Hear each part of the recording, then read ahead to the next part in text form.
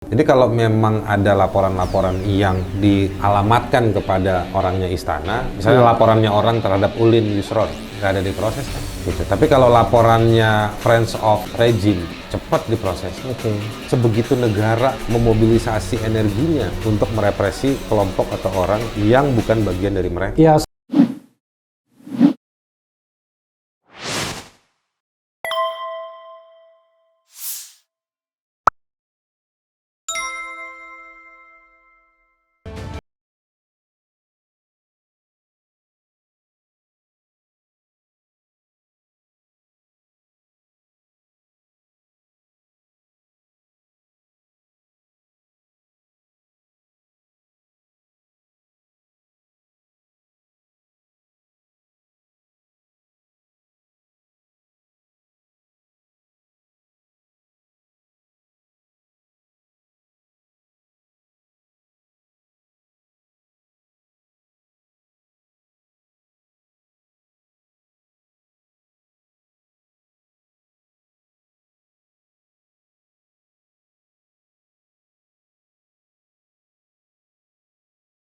Ya sebenarnya bukan dalam satu dua kasus, emang sangat kelihatan bahwa misalnya polisi itu memang sangat membela rezim, dia nggak muncul dalam ukuran-ukuran penegakan hukum itu. Nah nanti saya ingin tanya nih, konsep tata negaranya lumayan tuh. Oke, silakan.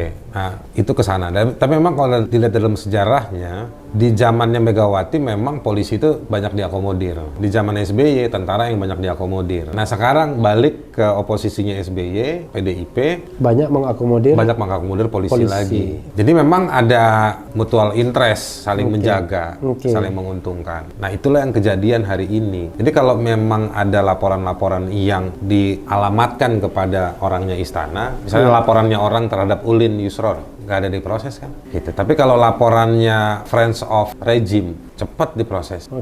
Gitu. Nah, kemudian bisa di-counternya jika memang orang kayak seperti Refli Harun, Rocky Gerung, yang banyak dikenal orang, banyak pertimbangan dari negara. Haris Azhar. Ya, saya mah apalah, ya kan. Tapi banyak diperhatikan sama negara. Tapi kalau misalnya kayak lagu ya, aku mah apa gitu. Kalau teman dari Medan yang tiba-tiba bikin statement, atau Jumhur bikin statement satu kayak begitu, langsung dipidana. Yang menarik ada kasus Ahok. Ahok banyak dari istana bilang, buktinya kami juga dihukum, misalnya kayak gitu. Ahok. Ya tapi dengan mobilisasi yang luar biasa. Saya nggak mau bilang bahwa kasusnya Ahok benar atau enggak. Ya, itu kita di luar udah banyak yang bahas. Artinya bahwa yang the part of the state, ya kalau mau diproses ya butuh mobilisasi. Butuh mobilisasi. Iya. Dan itu akhirnya makin membuat jarak yang cukup serius di dalam konteks bangsa kita. Itulah, atau dalam konteks Papua yang teriakin monyet, kita nggak tahu hukumannya seperti apa. Siapa yang nyuruh nggak kebongkar. Tapi ketika orang Papua marah, diringkus mereka semua. Sampai diadilinnya di Balikpapan. Sebegitu negara memobilisasi energinya untuk merepresi kelompok atau orang yang bukan bagian dari mereka. Ya sekarang mungkin ya kalau hari-hari ini katakanlah Habib Rizik ya, terlepas kita suka atau tidak atau dengan tokoh ini, sepertinya dipermasalahkan betul ya Pak soal. Iya. Bahkan saya dengar kayak ada semacam siapa yang bisa menangani atau menanggulangi, dia bakal dapat kredit besar. Akan dapat reward ya. Reward dari negara, misalnya gitu. Nah, menurut saya itu juga berlebihan dan justru malah membesar-besarkan atau malah kayak ngebesarin nama si HRS ini. Padahal sebetulnya soal dia ngomongnya gimana, gerakannya gimana, biarin aja. Kalau orang berkerumun, tanganin aja. Jadi menangani kerumunannya dengan pendekatan kesehatan, pendekatan lalu lintas, itu jauh lebih sehat. Itu jauh lebih baik dibandingkan langsung kayak mau cabut kabel listriknya. Artinya seperti di trapping gitu. Saya juga punya banyak keberatan sama seorang Rizik Syihab. Ada yang nggak cocok. Tapi menurut saya dengan treatment yang berlebihan juga menurut saya kok aneh gitu ya. Aneh. Iya, lalu apa rekomendasi Anda, Bung? Kalau tadi kan rekomendasi untuk negara ya, rekomendasi untuk civil society agar begini, sebenarnya ada dua jenis ya civil society-nya. Civil society yang memang digunakan oleh negara. Itu bukan civil society. Apa namanya? Itu GONGOS, government NGOs. Oh, GONGOS ya. Itu LS apa? Jadi saya baru dengar itu long time ago ya. Saya rasanya mendengar ini terakhir kali tahun 2006 GONGOS. Oke. Saya punya teman di orang Korea. Dia ngajar di jurusan S2 soal masyarakat sipil. Oke, ya, Jadi dia punya istilah-istilah, ada lagi Mango. Mangoes apa Mango? My own NGOs. Oh. Jadi dari pertama didiriin sampai terakhir direkturnya dia terus. Iya, itu ada teman kita yang begitu kan? Ada tuh. Pokoknya dia direktur eksekutif terus. Ya, Habis itu bubar. ketuanya dia belum bubar, anggotanya dia, bendaharanya dia. Nah, itu Mangoes, my own NGO. Ada teman saya dari Pakistan yang dibilang begini, katanya di Pakistan itu setiap orang itu punya NGO, punya LSM, punya NGO. Saya langsung bercanda sama dia, saya tahu nih jumlah penduduk negara Anda, gimana tahu caranya? Boleh tahu nggak berapa jumlah NGO? Iya benar.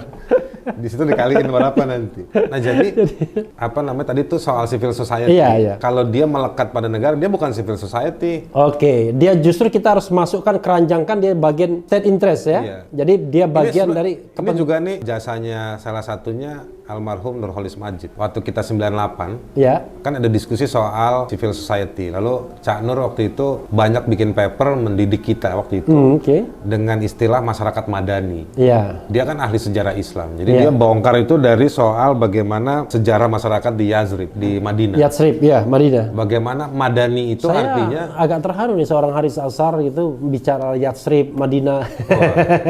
Saya dulu walaupun mengutip S4-nya di sono. S4. Walaupun mengutip Nurholis. Jadi dia pakai konsep bagaimana misalnya dulu Muhammad waktu di Rasulullah Yazrib, Muhammad, Nabi Muhammad ya. Ini kan yang nonton kan bukan orang Islam aja. Ya kan tetap Nabi dia. Iya. Nah, jadi bagaimana Muhammad ketika dia masuk itu di Yazrib itu masyarakatnya welcome. Iya. Masyarakatnya protektif. Yang ada di balik pintu itu urusan saya, meskipun itu musuh kamu, ya kan. Nah, dari sejarah-sejarah itu terus ketika misalnya Nabi sudah mulai berkuasa, lalu dia maafkan itu banyak musuh-musuhnya. Itu punya prinsip semua. Nah, itu semua yang dijelaskan ketika mengkonstruksikan civil society oleh Cak Nur pakai pendekatan masyarakat madani. Nah, jadi ada fungsi. Jadi civil society itu, masyarakat madani itu atau civil society dia punya fungsi. Kalau dia fungsinya ngejilat istana, bukan masyarakat madani. Itu bukan madani. Tapi medeni. Itu masyarakat jual medeni, karpet permadani. Jadi lagi dagang dia lagi dagang aja. Dia bukan merepresentasikan soal prinsip-prinsip masyarakat. Dagang kuda ya, horse trading. Ya, enggak lah. Hewan yang lain lah. Hewan yang lain. Loncat-loncat barangkali. Loncat-loncat. Kayak gitu. Ya, jadi kalau begitu clear, Bung ya. Jadi kalau mereka berkolaborasi dengan negara untuk menghantam kelompok sipil lainnya, kelompok sipil ya, masyarakat civil society, ya berarti dia memang mewakili kepentingan negara, sekaligus kepentingan dirinya ya. Dari kita tapi juga di luar dari istana atau di luar dari rejim, nggak berarti semuanya merepresentasikan civil society. Ya. Karena civil society juga punya standar. Dia harus cara dan konten yang dicoba bridging out, yang coba disuarakan, disampaikan, itu juga harus punya standar yang baik. Tapi kan katanya 3 kalau mau menghitungnya. 1 government kan, 2 market dan civil society. Jadi market itu juga harus dibedakan, pengusaha atau apa gitu. Kan belum tentu kepentingannya. Bukan. Kalau kelompok bisnis atau market dia memang punya logik sendiri. Punya logika sendiri ya. Di mana air mengalir kira-kira begitu ya. Iya, kayak ikan pipa ya. Oke, Bung, menarik perbincangan kita ya. Luar biasa benar Haris Azhar ya. Tapi saya lupa kalau Azhar itu sendiri rupanya Azhar. Azhar itu artinya bunga. Oh, Azhar itu bukan. Haris itu penjaga. Jadi saya ini penjaga bunga. Oke, berarti toko bunga. Saya kerja di toko bunga. Toko kembang ya.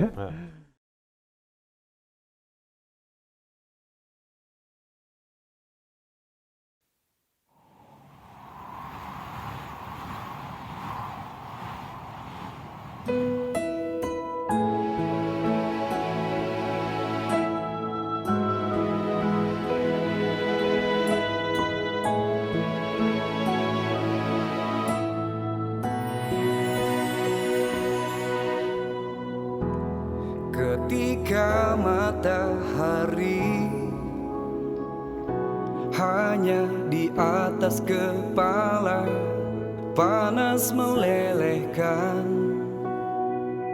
padang yang luas, tak ada naungan, tapi Engkau pemimpin adil. Tuhan memberi kabar gembira. Setiap manusia adalah khalifah di muka bumi ini, tapi engkau khalifah dari khalifah. Kau dinaungi, kau diselamatkan, oh, dari hari pembalasan. Engkau bisa bawa mata air kebaikan bagi manusia.